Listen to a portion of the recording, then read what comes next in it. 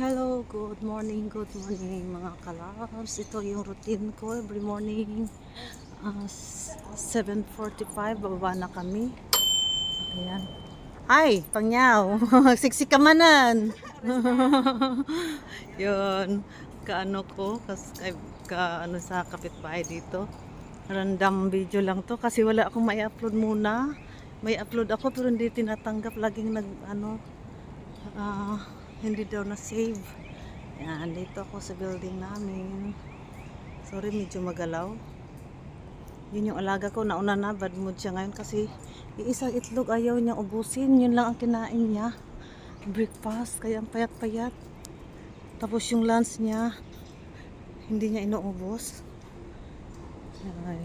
Nahayaan lang ng magulang na walang kinakain habang nasa school ay pupunta ng school. Hindi gaya sa atin sa Pinas na full talaga yung breakfast ng mga bata. Ngayon ang kinain niya is bread lang. Isang tinapay, isang bread, slice bread at yung itlog na sunny side up, hindi pa niya naubos. Ito yung bundok. Yan na yung mga bata. Ito na yung routine namin every morning. Mga auntie, ayan. Hi ma'am, good morning. Hi.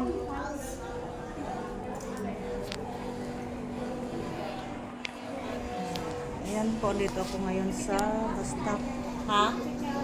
Hindi, kinukuhan ko lang yung video, kunti. At dito yung management office ng Ayan. Ito yung bus stop namin. Ayan. So hanggang dito lang muna yung aking short video. Emergency, quick lang to, random video. Walang edit-edit. Ito yung bundok. Mga napalibutan kasi kami ng kakahuyan. At doon naman sa harap is dagat. Ayan na ang mga magnanay, magpupunta ng mga office, mga aunties, mga yaya. Okay. Hanggang dito na lang po. Bye-bye!